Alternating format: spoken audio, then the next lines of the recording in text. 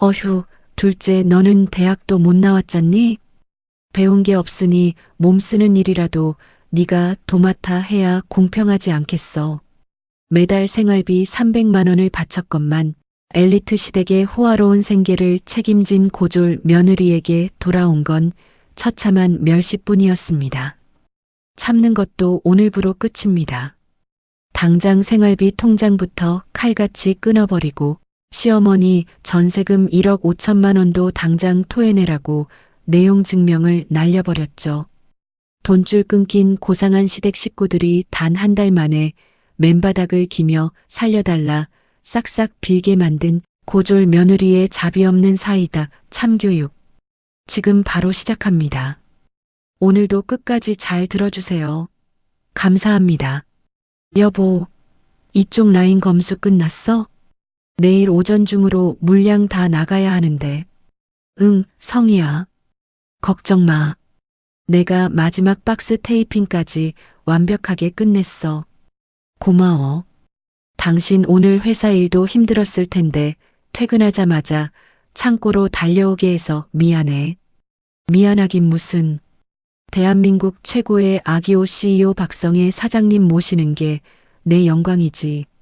자, 이제 그만하고 시원한 거라도 좀 마시자. 남편이 건네는 시원한 보리차 한 잔에 오늘 하루의 피로가 싹 가시는 기분입니다.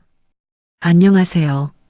저는 40대 초반의 워킹맘이자 아기옷 온라인 쇼핑몰을 운영하는 박성희입니다. 요즘이야 연 매출 수억 원을 찍는 번듯한 대표 소리를 듣지만 제 시작은 참 보잘것없었습니다. 저는 남들 다 가는 대학 문턱 한번 밟아보지 못한 고졸 출신이거든요. 어린 시절 가난은 그림자처럼 저를 따라다녔습니다.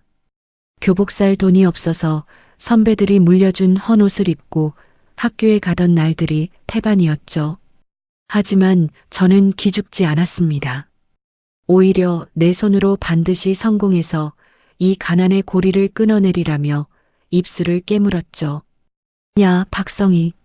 너 대학 안 가고 동대문 간다며? 공부도 못하는 게 무슨 장사를 한다고 그래. 고등학교 졸업식 날 저를 비웃던 동창의 목소리가 아직도 귓가에 선명합니다. 그때 저는 대꾸 대신 앞만 보고 달렸습니다. 새벽 시장 바닥에서 무거운 짐을 지고 구르며 남들이 잠든 시간에 저는 시장 구석에서 김밥 한 줄로 끼니를 때웠습니다.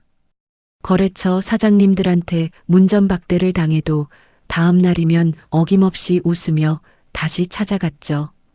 그렇게 10수년을 억척스럽게 버텼습니다. 그 결과 지금은 전국에서 제 옷을 찾는 엄마들이 줄을 서는 어엿한 쇼핑몰을 일궈냈습니다. 이건 단순한 돈이 아니라 제 청춘과 바꾼 눈물겨운 훈장 같은 겁니다. 여보, 무슨 생각을 그렇게 해? 내가 치킨 주문했는데 벌써 도착했나 봐. 아, 예전 생각 좀 했어. 우리 참 열심히 살았다 싶어서. 그럼 우리 성희가 얼마나 고생했는지 내가 제일 잘 알지. 세상에서 제일 멋진 우리 마누라. 오늘 닭다리는 다 당신 거야. 식탁에 마주 앉아 소박하게 치킨을 뜯는 이 시간이 저에게는 가장 큰 행복입니다. 제 곁에는 늘 든든한 버팀목이 되어주는 남편, 최원준이 있습니다. 남편은 저와 다르게 인서울 명문대 경영학과를 졸업한 엘리트예요. 지금은 평범한 회사에 다니는 직장인이지만 사람 됨됨이만큼은 어디 내놔도 빠지지 않습니다. 사실 제가 버는 돈에 비하면 남편의 월급은 소박한 수준이죠. 하지만 남편은 단 한 번도 저를 질투하거나 자격지심을 부린 적이 없습니다. 오히려 고졸인 저를 누구보다 존중해주고 제 사업 수완을 천재라고 치켜세워주는 다정한 사람입니다. 여보, 나 가끔 당신한테 미안할 때가 있어. 당신은 대학도 나오고 똑똑한 사람인데 나 만나서 고생만 하는 것 같아서. 성희야, 그런 소리 좀 하지 마. 대학 졸업장이 밥 먹여주니?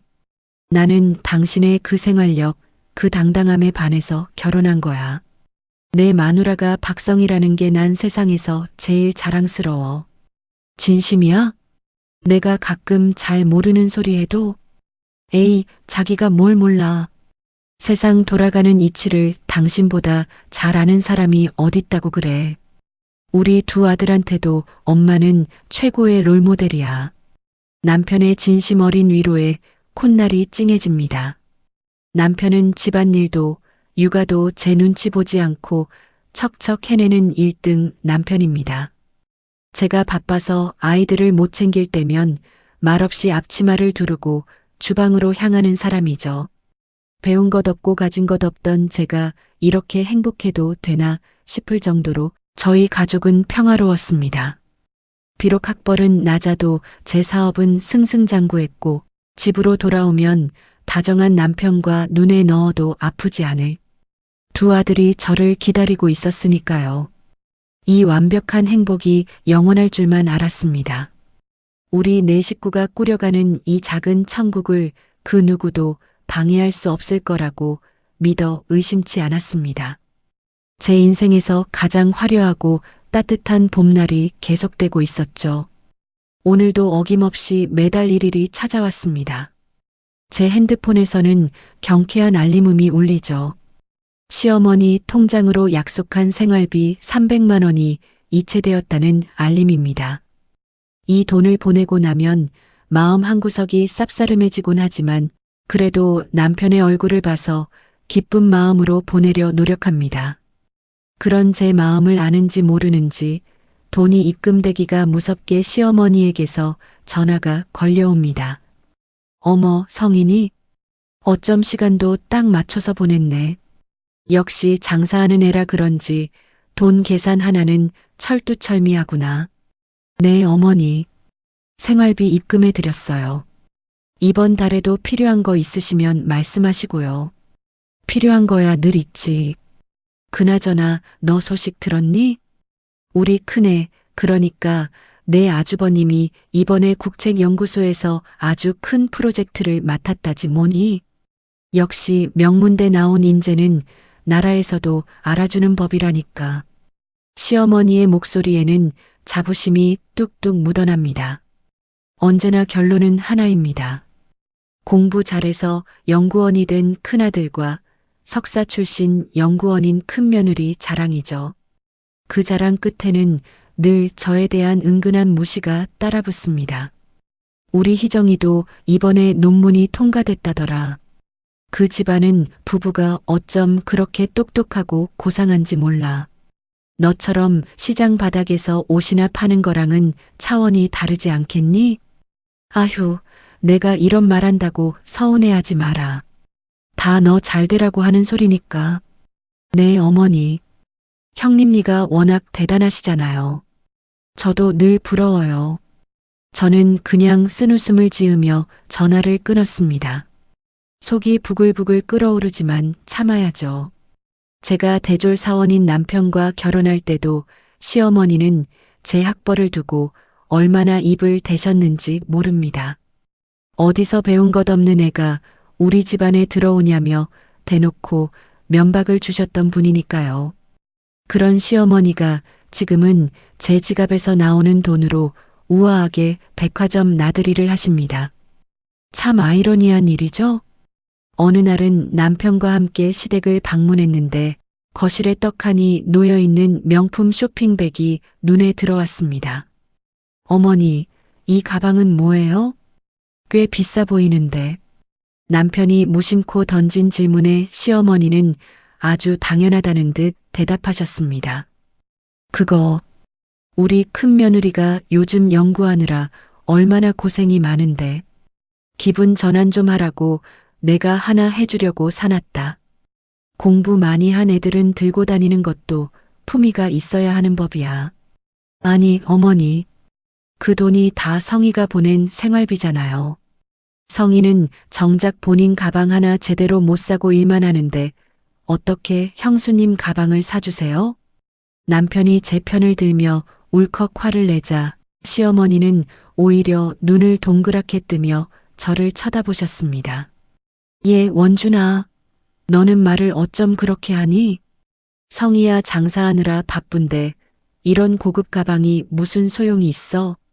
괜히 시장통에서 긁히기나 하지. 안 그러니 성희야? 네, 뭐 난 괜찮아 여보. 어머니 뜻이 그러시다는데. 저는 남편의 팔을 잡아 끌며 겨우 상황을 진정시켰습니다. 잠시 후 세련된 정장 차림의 형님, 김희정이 들어왔습니다. 형님은 소파에 앉으며 저를 향해 가볍게 눈인사만 건넸죠. 어머, 동서 왔어? 어휴, 오늘 세미나 때문에 너무 피곤하네. 동서, 나 목이 좀 타는데 냉장고에서 시원한 주스 좀 한 잔 갖다 줄래? 아, 네 형님. 금방 가져다 드릴게요. 동서는 좋겠어. 복잡하게 머리 쓸 일 없이 옷만 팔면 되니까 얼마나 속 편해? 나는 논문 쓰느라 머리가 다 빠질 지경이라니까. 역시 사람은 배워야 해. 그치? 형님은 우아하게 다리를 꼬고 앉아 제가 가져다 준 주스를 마시며 저를 가르치듯 말했습니다. 석사 출신이라는 자부심이 하늘을 찌르는 형님은 시댁에 올 때마다 손끝 하나 까딱하지 않습니다. 그저 고고한 학자처럼 앉아서 저를 부려먹기 일쑤죠. 시어머니는 그런 형님이 예뻐 죽겠다는 듯 과일까지 깎아서 입에 넣어주십니다. 돈은 제가 내고 대접은 엘리트인 형님니가 받는 이 상황. 머리로는 이해할 수 없지만 남편과의 평화를 위해 저는 오늘도 입술을 꾹 깨물고 주방으로 향했습니다. 시어머니의 비아냥거림과 형님의 오만한 태도가 가슴에 차곡차곡 쌓여가고 있다는 것을 그때의 저는 미처 깨닫지 못했습니다. 제 인내심이 바닥을 드러낼 날이 머지 않았다는 것도요. 가방 사건이 있었던 그날 이후로도 시어머니의 노골적인 차별은 멈추지 않았습니다. 오히려 시간이 갈수록 그 정도가 심해졌죠. 주말을 맞아 시댁 식구들이 다 같이 모여 식사를 하던 날이었습니다. 저는 아침 일찍부터 시댁 주방에 서서 땀을 뻘뻘 흘리며 갈비찜을 하고 전을 부쳤습니다. 반면 형님은 점심시간이 한참 지나서야 화려한 원피스 차림으로 나타났죠. 어머, 동서. 벌써 다 한 거야? 내가 도와줬어야 했는데 논문 수정하느라 늦잠을 잤네. 말로는 미안하다면서 형님은 곧장 소파로 가 다리를 꼬고 앉았습니다. 시어머니는 그런 형님을 보며 버선발로 뛰어나가 반기셨죠. 아이고, 우리 큰 며느리 왔니? 밤새워 공부하느라 얼굴이 반쪽이 됐네. 얼른 앉아라. 내가 시원한 오미자차 내올 테니까. 주방에서 혼자 음식 냄새를 뒤집어 쓰고 있는 저에게는 수고한다는 말 한마디 없으셨습니다. 본격적인 식사가 시작되자 시어머니의 편에는 극에 달했습니다. 시어머니는 큼지막한 갈비찜 고기를 집어 아주버님과 형님의 밥그릇에만 연달아 올려주셨습니다. 우리 장남 나라에서 주는 큰 프로젝트 하느라 머리털이 다 빠지겠다. 많이 먹고 기력 보충해라. 희정이 너도 많이 먹어. 너희 부부야말로 우리나라의 큰 일꾼들 아니니.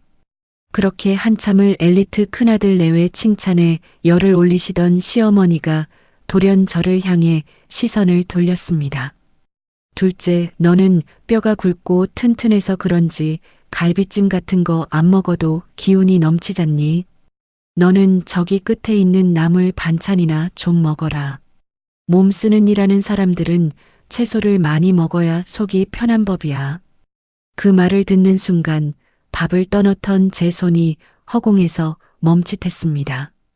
몸 쓰는 일이라니요. 제가 매일 밤낮으로 거래처를 뛰어다니고 직원들을 관리하며 일군 제 사업을 시어머니는 그저 배운 것 없는 여자의 몸 쓰는 일로 치부해 버리신 겁니다. 어머니, 말씀을 왜 그렇게 하세요? 성희가 얼마나 고생해서 차린 밥상인데 고기 한 점 안 주시면서 무슨 나물을 먹으라고 하세요. 옆에서 묵묵히 밥을 먹던 남편이 참다 못해 수저를 탁 내려놓으며 소리쳤습니다. 남편의 얼굴은 이미 분노로 붉게 달아올라 있었죠. 얘는 누가 보면 내가 둘째 굶기는 줄 알겠다. 그리고 틀린 말 했니? 우리 큰애들은 머리를 써서 돈을 버는 고상한 직업이고 둘째는 시장통에서 옷대다 파는 장사꾼 아니야. 배운 게 없으니 몸이 고생하는 건 당연한 이치지. 시어머니의 당당한 태도에 남편은 기가 막힌다는 듯 헛웃음을 쳤습니다. 어머니, 그 장사꾼이 번 돈으로 어머니 생활비 다 대드리고 있는 거 잊으셨어요? 형수님 들고 계신 저 비싼 가방도 다 우리 성의 주머니에서 나온 돈이라고요. 어머 서방님, 말씀이 너무 지나치시네요. 저희가 언제 돈 달라고 구걸이라도 했나요? 어머니가 사주신 걸 어떡하라고요. 형님은 눈을 동그랗게 뜨며 아주 얄미운 목소리로 맞받아쳤습니다. 그 당당하고 뻔뻔한 태도에 남편은 의자에서 벌떡 일어났습니다. 당장이라도 밥상을 엎을 것 같은 험악한 분위기였죠. 저는 놀란 가슴을 쓸어내리며 황급히 남편의 팔을 양손으로 꽉 부여잡았습니다. 여보, 그만해. 어머니랑 형님 앞이잖아. 내가 진짜 괜찮아서 그래. 나 남을 좋아하잖아. 응. 당신은 화도 안 나? 왜 맨날 바보처럼 당하고만 있어? 내가 속이 터져서 진짜. 제발 앉아, 여보. 우리 애들도 다 보고 있잖아. 남편은 씩씩거리며 자리에 주저앉았지만 분이 풀리지 않는지 애꿎은 냉수만 벌컥벌컥 들이켰습니다. 제가 왜 이렇게까지 참느냐고요? 천성이 시끄러운 것을 싫어하기도 하지만 무엇보다 제 남편을 사랑하기 때문입니다. 아버지를 일찍 여의고 홀어머니 밑에서 자란 남편이 저 때문에 가족들과 등지는 것을 원치 않았거든요. 제가 조금만 더 고개를 숙이고 제가 조금만 더 금전적으로 지원해드리면 언젠가는 제 진심을 알아주실 거라고 굳게 믿었습니다. 학벌은 부족해도 이렇게 헌신하는 며느리라는 걸 언젠가는 인정해 주실 줄 알았죠. 하지만 그것은 저만의 착각이었습니다. 호의가 계속되면 그것이 권리인 줄 아는 사람들이라는 것을 저는 너무 늦게 깨달아가고 있었습니다. 남편의 거친 숨소리와 시어머니의 못마땅한 쯧쯧거리는 혀 차는 소리가 뒤섞인 식탁. 저는 목구멍으로 넘어가지 않는 마른 밥을 꾸역꾸역 삼키며 눈시울이 붉어지는 것을 들키지 않으려 애써 고개를 숙였습니다. 속으로 삼키고 또 삼켰던 제 인내심은 야속하게도 명절날 당일 산산조각 나버리고 말았습니다. 이번 명절은 유난히 쇼핑몰 주문량이 많아 전날 밤까지 물류창고에서 꼬박 밤을 새워야 했죠. 그래도 며느리 도리는 해야 한다는 생각에 저는 꼭두 새벽부터 일어나 시댁으로 향할 채비를 했습니다. 여보, 좀 눈 좀 붙이고 천천히 가지. 당신 코피까지 쏟았잖아. 괜찮아. 명절날 며느리가 늦잠 자면 어머니 또 한 소리 하실 텐데 뭐. 내가 최고급 툭불 한우랑 영광굴비 세트 샀으니까 이거 트렁크에 좀 실어줘. 당신은 진짜 보살이야. 어머니가 그렇게 차별하시는데도 이 비싼 게 눈에 들어와? 그래도 명절이잖아. 좋은 날 얼굴 붉히기 싫어서 그래. 남편의 만류에도 불구하고 저는 양손 무겁게 바리바리 싸들고 시댁 현관문을 열었습니다. 도착하자마자 쉴 틈도 없이 앞치마를 두르고 주방에 섰죠. 뜨거운 기름 냄새를 들이마시며 산더미 같은 동그랑땡과 꼬치전을 부치다 보니 허리가 끊어질 듯 아팠습니다. 그렇게 반나절을 주방에서 동동거리며 상차림을 거의 다 끝냈을 무렵이었습니다. 도어락 비밀번호 누르는 소리가 들리더니 얄미운 형님 내외가 늦은 오후가 되어서야 당당하게 들어오는 겁니다. 물론 그들의 손에는 과일 한 바구니조차 들려있지 않은 완벽한 빈손이었습니다. 어머, 동서. 벌써 전 다 부친 거야? 냄새 너무 좋다. 네, 형님. 이제 오세요? 응. 우리가 이번에 들어간 프로젝트가 너무 바빠서 말이야.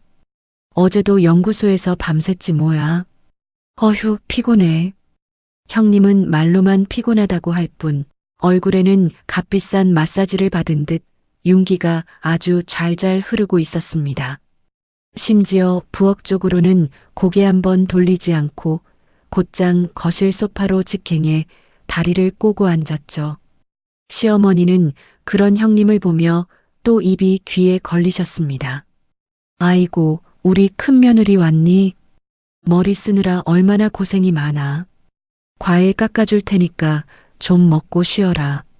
시어머니는 제가 아침 일찍부터 예쁘게 깎아둔 과일을 접시에 담아 형님 앞으로 대령하셨습니다. 형님은 포크로 과일을 콕 찍어 먹으며 텔레비전에 시선을 고정했죠. 그 모습을 지켜보던 남편의 참을성이 결국 바닥을 드러내고 말았습니다. 앞치마를 맨 채 땀범벅이 된 제 모습을 보더니 남편이 성큼성큼 거실로 걸어 나갔습니다. 형수님, 아무리 바빠도 명절인데 너무하신 거 아닙니까? 성희는 어제 새벽까지 일하다가 한숨도 못 자고 와서 전 부쳤어요. 빈손으로 오셨으면 양심상 주방에 와서 수저라도 놓으셔야죠. 남편의 날카로운 호통에 거실에는 순간 찬물이 끼얹은 듯 정적이 흘렀습니다. 형님은 먹던 과일을 내려놓고는 기가 차다는 듯 눈을 흘겼죠. 서방님, 말씀 참 섭섭하게 하시네요. 제가 놀다 왔어요? 국가중대사 맡아서 연구하다 온 사람한테 양심 운운하시는 건 너무한 거 아니에요? 그놈의 연구, 형수님만 일합니까? 우리 성희도 나가면 수십 명 먹여 살리는 대표예요. 여보, 그만해. 진짜 왜 그래? 저는 놀라서 뒤집개도 내려놓지 못한 채 주방에서 뛰쳐나와 남편의 팔을 잡았습니다. 그런데 그때였습니다. 제 가슴에 평생 지워지지 않을 끔찍한 대못을 박는 시어머니의 망언이 터져 나온 것은요. 시어머니는 눈을 부릅뜨고 제 남편을 향해 삿대질을 하며 소리쳤습니다. 원준이 너 입 다물지 못해. 어휴, 우리 큰애는 머리 쓰는 일 하느라 피곤한데 넌 나더라. 둘째 너는 대학도 못 나왔잖니? 배운 게 없으니 몸 쓰는 일이라도 네가 도맡아 해야 공평하지 않겠어? 순간 저는 제 귀를 의심했습니다. 망치로 뒤통수를 세게 얻어맞은 것처럼 눈앞이 새하얘졌죠. 거실에 울려 퍼진 시어머니의 날카로운 목소리는 제 심장을 갈기갈기 찢어놓았습니다. 대학을 못 나와서 배운 게 없어서 몸 쓰는 일이라도 해서 때워야 한다고요? 그동안 제가 뼈 빠지게 일해서 갖다 바친 매달 300만 원의 생활비는 시어머니 머릿속에서 완벽하게 지워져 있었습니다. 저를 그저 무식해서 몸으로 때워야 하는 천덕꾸러기 하녀 취급을 하신 겁니다. 부들부들 떨리는 제 손에서 기름 묻은 뒤집개가 힘없이 바닥으로 툭 떨어졌습니다. 바닥에 떨어진 기름 묻은 뒤집개를 주울 생각조차 들지 않았습니다.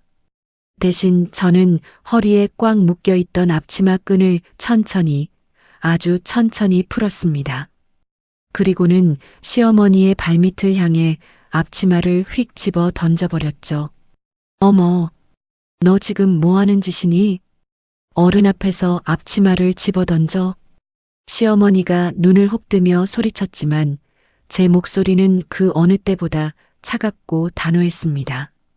어머니, 제가 배운 게 없어서 그동안 매달 300만 원씩 생활비 대드린 겁니까? 배운 게 없는 무식한 며느리라서 아주버님네 차 바꿀 때 제 돈 1,000만 원 보태드린 거냐고요. 제 입에서 나온 구체적인 액수에 소파에 고상하게 앉아있던 형님과 방에서 나온 아주버님의 얼굴이 하얗게 질렸습니다. 아주버님은 당황해서 입을 떡 벌렸죠. 재수 씨, 아주버님 다 제가 새벽부터 시장 바닥 구르면서 번 돈입니다. 어머니가 우아하게 쓰시는 그 돈, 형님이 들고 계신 그 명품 가방, 전부 다 제가 피땀 흘려번 돈이라고요. 시어머니는 당황한 기색이 역력했지만 끝까지 지지 않으려 앙칼지게 목소리를 높였습니다. 아니, 네가 돈 좀 번다고 지금 시어미를 가르치려 드는 게냐? 돈이 다가 아니야. 사람은 근본이 있어야지. 네. 어머니 말씀이 구구절절 다 맞습니다. 저는 근본도 없고 배운 것도 없어서 더 이상 이 우아한 엘리트 집안의 호구 노릇은 못하겠네요. 무식하게 돈만 벌어다 바치는 며느리 역할, 오늘부로 사표 냅니다. 저는 씩씩거리는 시어머니를 싸늘하게 노려보고는 곁에 서서 어쩔 줄 모르는 남편을 돌아보았습니다.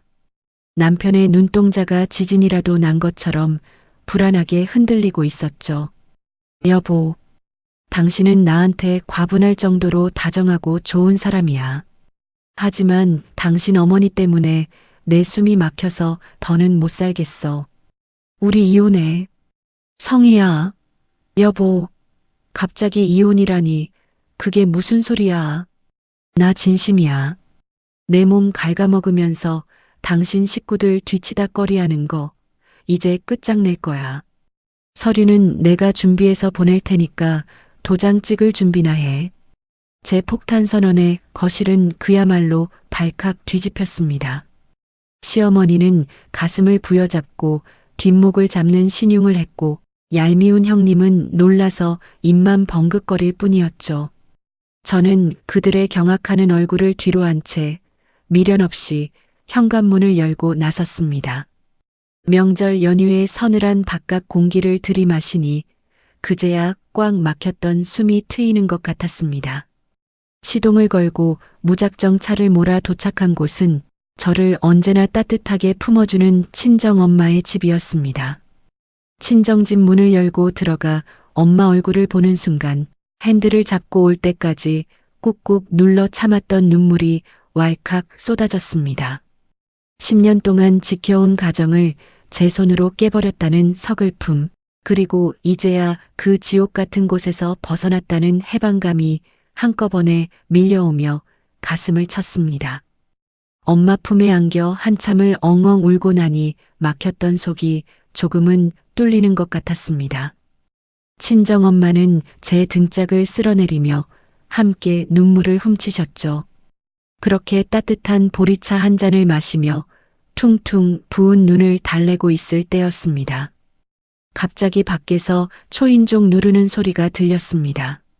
문을 열어주니 헐레벌떡 뛰어들어온 사람은 다름 아닌 아이들과 남편이었습니다. 여보, 당신 여기 있는 거 맞지? 남편은 땀으로 흠뻑 젖은 얼굴을 하고는 숨을 헐떡이며 거실로 들어섰습니다.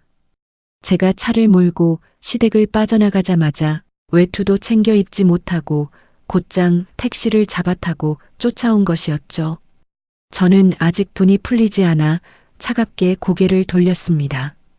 여긴 왜 왔어? 내가 이혼 서류 보낸다고 했잖아. 당신 어머니 곁에서 그 잘난 형님이랑 아주버님 모시고 평생 살아. 제 모진 말에 남편은 성큼성큼 다가와 제 두 손을 덥석 맞잡았습니다. 여보, 내 말 좀 끝까지 들어봐. 나 당신이랑 이혼 안 해. 아니, 절대 못 해. 이거 나.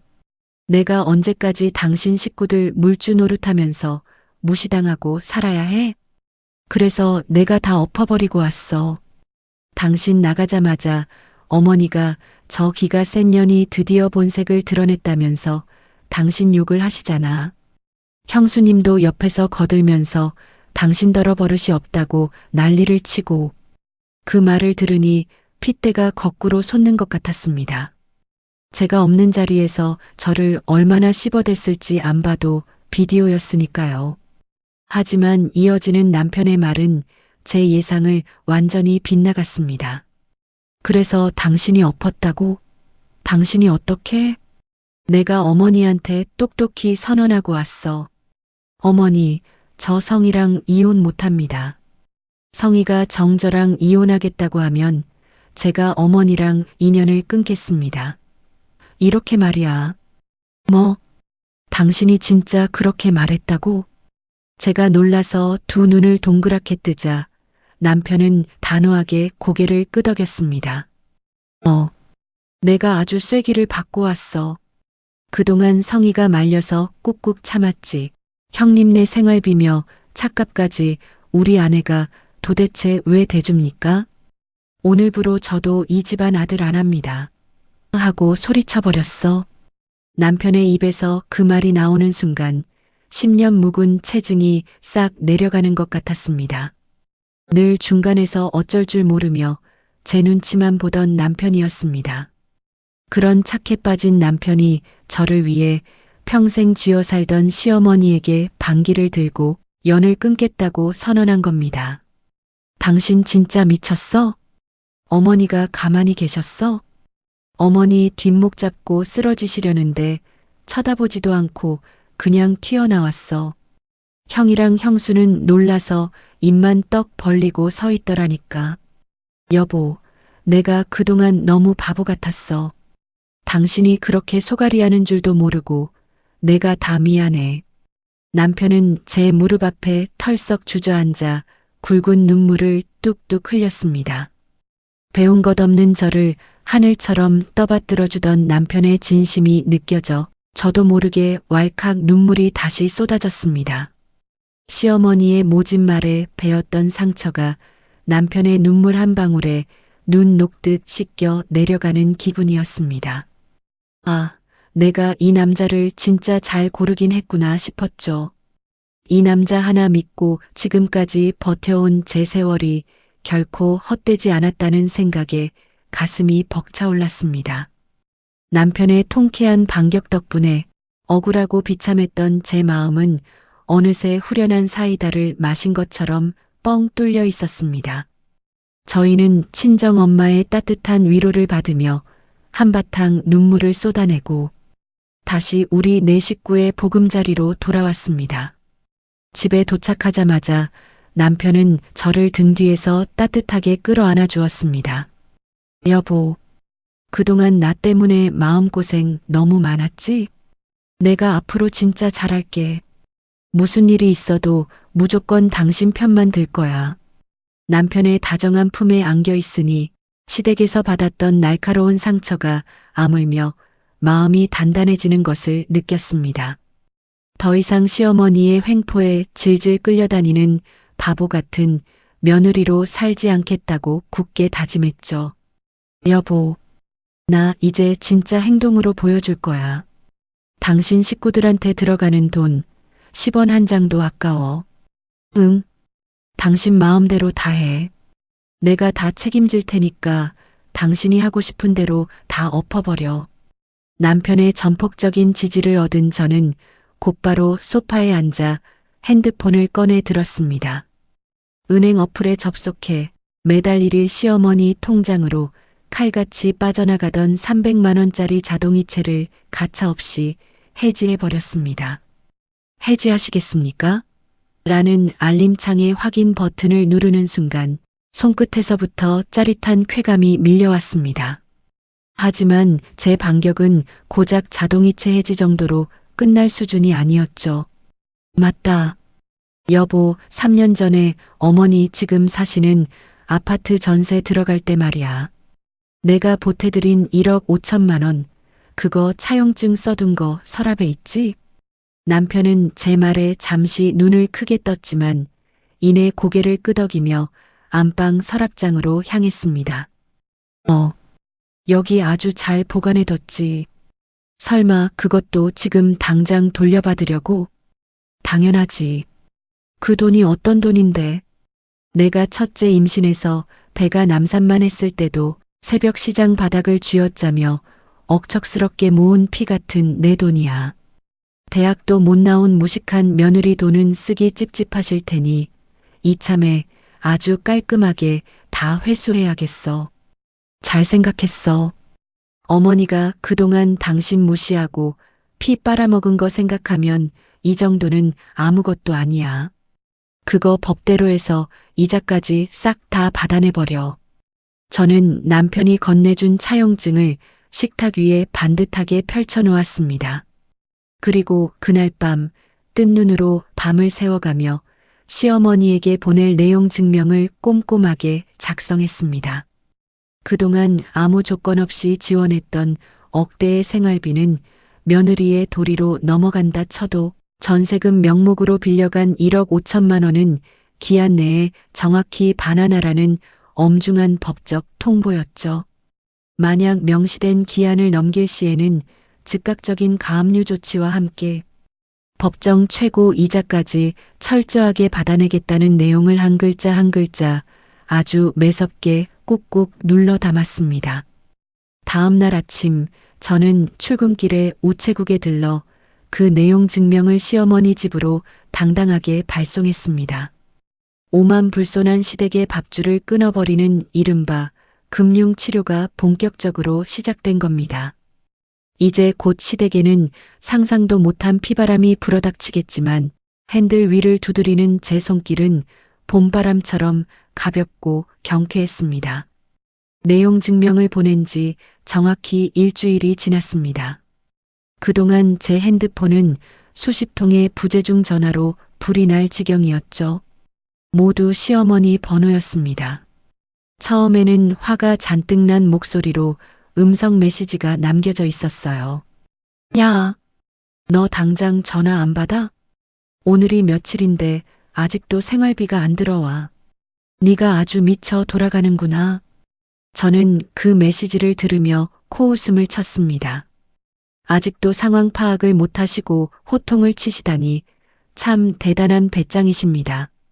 하지만 며칠 뒤 내용 증명이 시댁에 도착했을 무렵부터는 메시지의 톤이 완전히 달라졌더군요. 둘째야, 이게 도대체 무슨 종이 쪼가리니? 1억 5천만 원을 당장 내놓지 않으면 압류를 걸겠다고? 너 진짜 나랑 한번 해보자는 거야? 당장 전화 받아. 음성 메시지 너머로 들리는 시어머니의 목소리는 미세하게 떨리고 있었습니다. 허세로 가득했던 엘리트 시어머니의 철옹성에 금이 가는 소리가 제 귀에까지 선명하게 들리는 듯했죠. 저는 철저하게 무대응으로 일관했습니다. 그러자 애가 탄 사람은 다름 아닌 그 잘난 엘리트 큰 며느리 형님이었습니다. 어느 날 저녁 퇴근 전 쇼핑몰 사무실에서 업무를 보고 있는데 형님에게서 다급하게 전화가 걸려왔습니다. 여보세요. 어머, 동서. 너 지금 제정신이야? 어머니한테 무슨 내용 증명을 보내서 집안을 발칵 뒤집어놔. 전화를 받자마자 다짜고짜 소리를 지르는 형님의 목소리에 저는 차분하게 대답했습니다. 형님, 오랜만이네요. 제정신이니까 제 피 같은 돈 1억 5천만 원 돌려받겠다고 법적 절차 밟는 거죠. 어머니가 돈을 안 주시면 아파트 경매로 넘길 생각입니다. 제 단호한 대답에 형님은 기가 막힌다는 듯 숨을 헐떡였습니다. 동서 진짜 독하다. 동서 때문에 지금 어머니가 우리한테 와서 난리 치시는 거 안 보여? 어머니 어제 동창들 모임 나갔다가 밥값 낼 돈이 없어서 망신만 당하고 오셨대. 당장 이번 달 아파트 관리비 낼 돈도 없다고. 우리더러 매달 300만 원씩 생활비 내놓으라고 난리시잖아. 형님의 신경질적인 목소리를 통해 저는 생활비가 끊긴 지 단 한 달 만에 무너져 내린 시댁의 처참한 민낯을 낱낱이 알 수 있었습니다. 저는 입가에 번지는 미소를 숨기며 대꾸했습니다. 아, 그러셨구나. 그럼 똑똑하고 돈 잘 버는 형님니가 당연히 어머니 생활비 대드려야죠. 그동안은 무식한 제가 대드렸으니 이제 배운 엘리트 형님께서 모실 차례잖아요. 제 비아냥거림에 형님은 이성을 잃고 악을 썼습니다. 우리가 무슨 돈이 있어. 우리도 매달 은행 대출 이자 갚느라 등골이 휠 지경이야. 너희가 주던 돈 끊기니까 당장 어머니가 매일같이 우리 집에 찾아와서 문 두드리고 생떼를 쓰시는데 우리가 어머니를 어떻게 책임져? 왜 가만히 있는 우리까지 건드려서 이 사단을 만드냐고. 남편은 연구소에 일 있다고 핑계대고 도망가 버리고 나 혼자 시어머니 히스테리 다 받아내고 있다고. 그 고상하고 우아하던 형님의 입에서 쌍심지를 켠 원망이 쏟아져 나왔습니다. 그렇게 시어머니와 한통속이 되어 저를 무시하더니 막상 돈 문제가 닥치니 시어머니를 짐짝 취급하며 원망하고 등을 돌리는 속셈이 아주 훤히 보였습니다. 형님, 그렇게 대출 이자 내기 힘드신데 제 돈으로 산 그 명품 가방은 잘 들고 다니시네요. 어머니한테 생활비 드리기 싫으시면 두 분이서 알아서 해결하세요. 저는 이제 그 집안 식구 아니니까요. 다시는 이런 일로 저한테 전화하지 마세요. 저는 자비 없이 전화를 뚝 끊어버렸습니다. 그리고는 의자에 몸을 기대고 깊은 숨을 내쉬었죠. 마침 퇴근을 하고 사무실로 들어온 남편이 제 표정을 보고 다가왔습니다. 여보, 방금 통화한 거 형수님이야? 무슨 일인데 그래? 응. 어머니가 당장 관리비 낼 돈도 없어서 형님네한테 손 벌리셨나 봐. 형님이 자기들도 대출 이자 내느라 죽겠다고 왜 자기들한테 불똥 튀게 만드냐고 나한테 난리치네. 아주버님은 나 몰라라 하고 계신다네. 제 말에 남편은 어이가 없다는 듯 실소를 터뜨렸습니다. 참나. 그렇게 어머니랑 쿵짝이 맞아서 당신 무시하더니 돈 앞에서는 피도 눈물도 없네. 형수나 우리 형이나 진짜 이기적이다. 엘리트니 고상하니 떠들던 사람들의 진짜 밑바닥을 이제야 보네. 당신은 절대 신경 쓰지 마. 지들끼리 치고받고 싸우든 말든 우리가 알 바 아니니까. 알았어.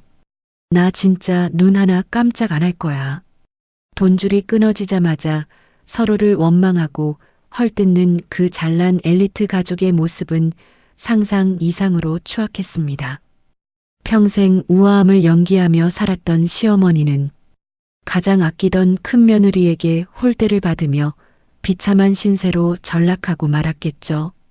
돈이 없어 허덕이는 시어머니와 자기 살 길만 찾겠다며 등을 돌린 아주버님 내외.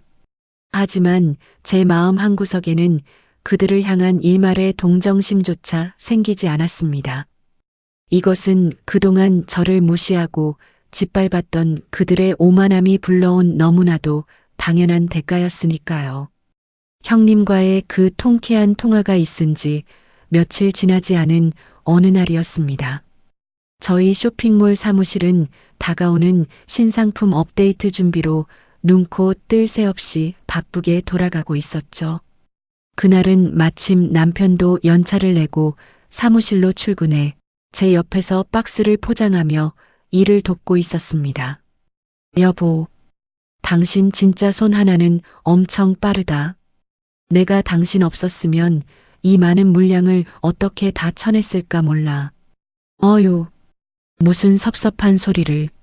내가 대한민국 최고 CEO 박성의 사장님 전속 비서인데 이 정도는 기본이지. 우리 오늘 이 물량 다 빼고 나면 저녁에 최고급 툭불 한우나 구워 먹으러 갈까? 좋지. 아주 배가 터지도록 먹어보자고. 이렇게 부부가 오붓하게 농담을 주고받으며 평화로운 오후 시간을 보내고 있을 때였습니다. 갑자기 사무실 입구 쪽에서 쿵쾅거리는 요란한 소리와 함께 날카로운 고성이 터져 나왔습니다. 저기요. 할머니. 여기 함부로 들어오시면 안 된다니까요. 이건 알아. 이것들이 감히 누구 몸에 손을 대는 거야. 내가 누군지 알아? 내가 바로 이 회사 사장 시엄이란 말이다. 어디서 건방지게 내 앞길을 막아. 당장 우리 며느리 나오라고 해. 성희야. 박성희.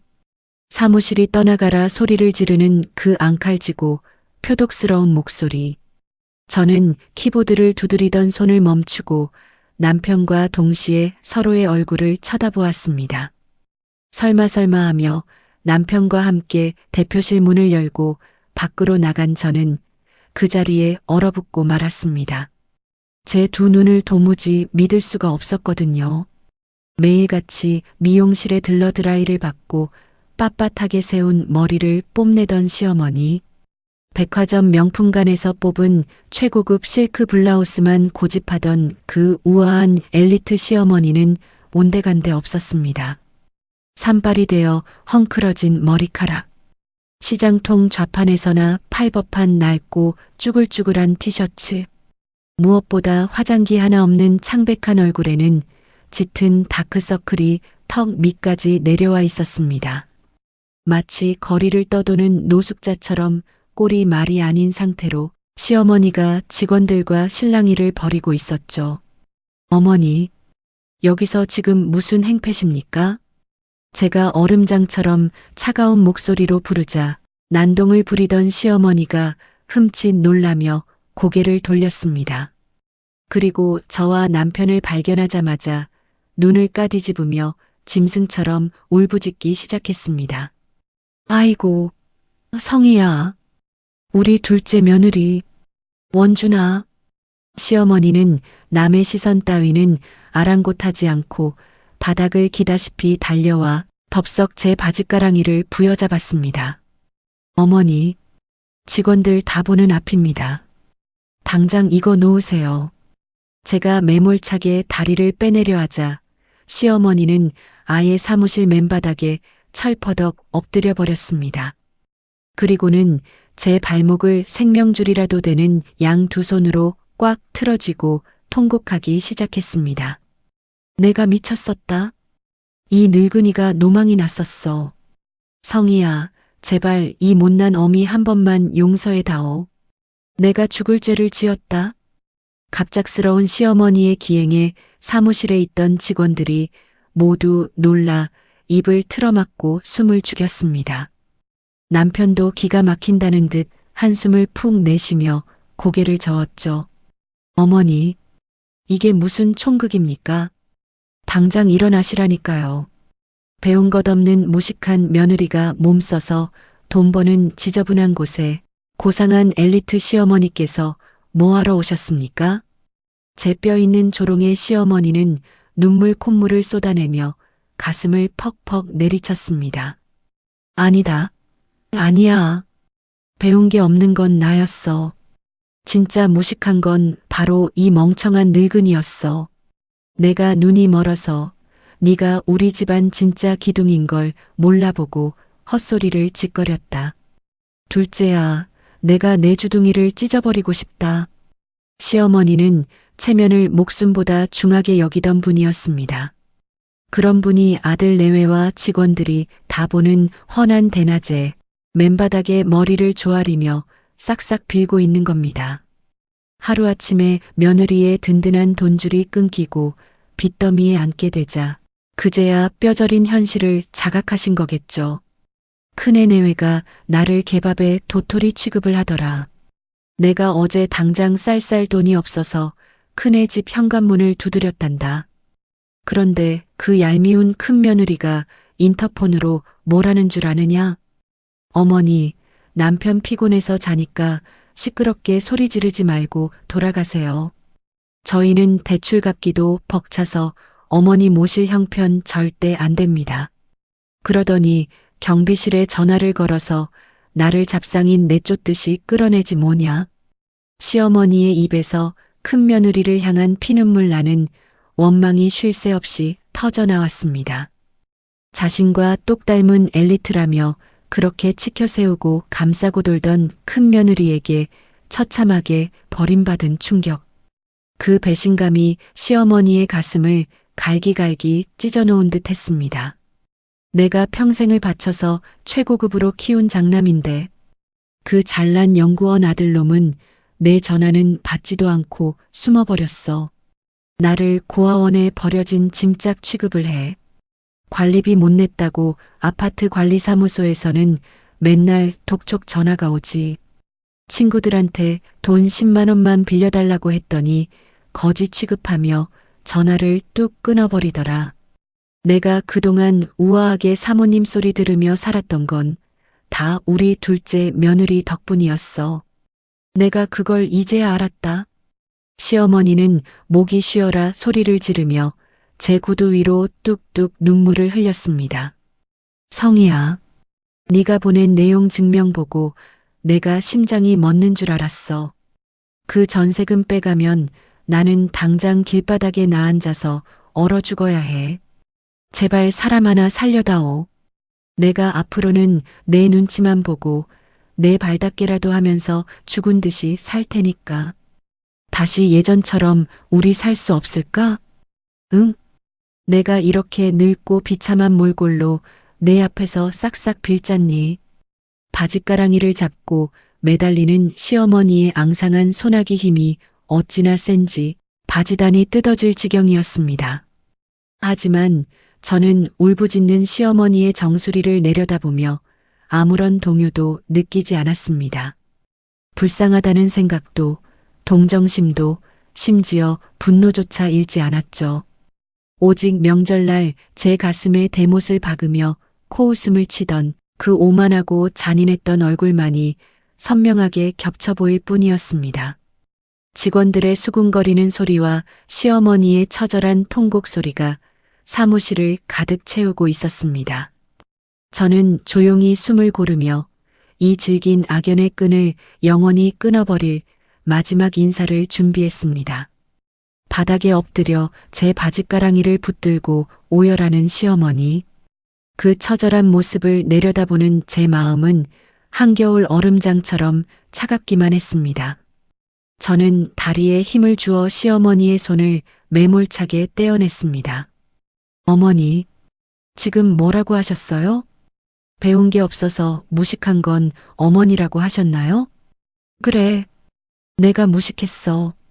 내가 늙어서 노망이 나도 단단히 났었나 보다. 제발 나 좀 살려다오, 응? 저는 피식 헛웃음을 터뜨리며 시어머니의 눈을 똑바로 쳐다보았습니다. 어머니, 저는 대학을 못 나와서 어머니가 지금 하시는 말씀이 무슨 뜻인지 도통 이해를 못하겠네요. 제가 무식하게 몸쓰는 일만 해서 머리가 굳었나 봐요. 둘째야, 내가 이렇게 무릎까지 꿇고 빌잖니. 저한테 이러지 마시고 그 똑똑하고 배운 건 많은 큰형님께 가서 도와달라고 하세요. 머리 써서 고상하게 돈 버시는 형님과 아주버님이 어머니 노후 정도는 거뜬히 책임지시겠죠. 아파트 전세금 1억 5천만 원은 기한 내에 안 갚으시면 바로 경매로 넘기겠습니다. 성희야, 네가 어찌 이리 매몰차게 구니. 그래도 명색이 시어미인데 나를 길바닥에 나앉게 할 셈이냐. 시어머니가 다시 바닥을 기어 달려들려 하자 옆에 묵묵히 서 있던 남편이 제 앞을 가로막았습니다. 그리고는 얼음장 같은 목소리로 시어머니를 향해 쐐기를 박았습니다. 어머니, 이제 그만 억지 부리시고 나가세요. 제가 지난번에 분명히 말씀드렸죠. 저 이제 어머니 아들 안 합니다. 제 아내 피 빨아먹으면서 무시하고 짓밟은 사람, 그게 피를 나눈 부모라도 전 절대 용서 못해요. 원준아, 네가 어떻게 어미한테 이럴 수가 있어. 어머니가 먼저 우리 가족 버리신 겁니다. 저는 이제 어머니 아들이 아니라 제 아내의 남편이자 우리 아이들의 아빠로만 살 겁니다. 다시는 저희 가족 앞에 나타나지 마세요. 여보, 직원들한테 건물 보안팀 부르라고 해. 남편의 단호한 축객령의 시어머니는 그 자리에 털썩 주저앉아 땅을 치며 통곡했습니다. 결국 경비원들에게 양팔이 붙들려 질질 끌려나가는 시어머니의 뒷모습, 그것이 제가 본 시어머니의 마지막 모습이었습니다. 그로부터 몇 달의 시간이 흘렀습니다. 시어머니가 살던 아파트는 기한 내에 빚을 갚지 못해 결국 법원 경매로 넘어갔습니다. 오갈 데가 없어진 시어머니는 큰아들네 집으로 꾸역꾸역 밀고 들어갔다고 하더군요. 하지만 엘리트 장남 부부는 시어머니를 사람 취급도 하지 않았습니다. 매일같이 돈 문제로 서로의 머리채를 잡고 싸우며 하루하루 지옥 같은 나날을 보내고 있다는 소문이 들려왔습니다. 자신들이 그토록 자랑스러워하던 학벌과 엘리트 의식은 돈줄이 마르자 가장 추악한 무기가 되어 서로를 찌르고 있었던 겁니다. 반면 우리 부부의 삶은 그 어느 때보다 평화롭고 찬란합니다. 시댁이라는 무거운 족쇄를 끊어낸 후 저는 사업에만 온전히 집중할 수 있었습니다. 그 결과 저희 아기오 쇼핑몰은 전국구로 대박을 터뜨리며 어엿한 중소기업으로 성장했죠. 여보, 이번 주말에 우리 두 아들 데리고 캠핑장 갈까? 내가 숯불에 고기 최고로 맛있게 구워줄게. 좋지. 당신이 구워주는 고기가 세상에서 제일 맛있어. 우리 가족 넷이서 오순도순 놀다 오자. 주말이면 든든한 남편과 아이들의 손을 잡고 홀가분하게 여행을 떠나는 살. 이 소박하고도 완벽한 행복 속에서 저는 인생의 참된 교훈을 배웠습니다. 진정한 배움이란 으리으리한 명문대 졸업장이 아니라는 것을요. 사람에 대한 존중, 땀 흘려 돈을 버는 정직함, 그리고 내 가정을 지킬 줄 아는 책임감. 그것이야말로 인생이라는 긴 학교에서 배워야 할 진짜 지혜였습니다. 피를 나눈 가족이라도 서로를 짓밟고 이용한다면 과감히 끊어내야 합니다. 나를 온전히 존중하고 사랑해주는 사람, 내가 지켜야 할 진짜 내 사람에게만 최선을 다하며 살아가세요. 여러분도 부당한 대우에 억울하게 참고만 살지 마시고 당당하게 여러분의 행복을 쟁취하시길 바랍니다. 지금까지 고졸 출신 억척 CEO 박성희의 통쾌한 인생 역전극이었습니다. 감사합니다. 오늘 사연 속 시원하게 들으셨나요? 며느리의 피땀 어린 돈으로 호사를 누리면서도 고마운 줄 몰랐던 엘리트 시댁의 최후는 정말 속이 뻥 뚫리는 자업자득이 아닐 수 없습니다. 겉으로 보이는 학벌이나 포장된 우아함보다 중요한 것은 사람에 대한 진심과 도리라는 것을 다시 한번 느끼게 해줍니다. 혹시 우리 시청자분들 중에서도 가족이니까라는 이유로 부당한 대우를 꾹꾹 참으며 가슴앓이 하시는 분이 있다면 사연 속 성혜 씨처럼 당당하게 목소리를 내셨으면 좋겠습니다.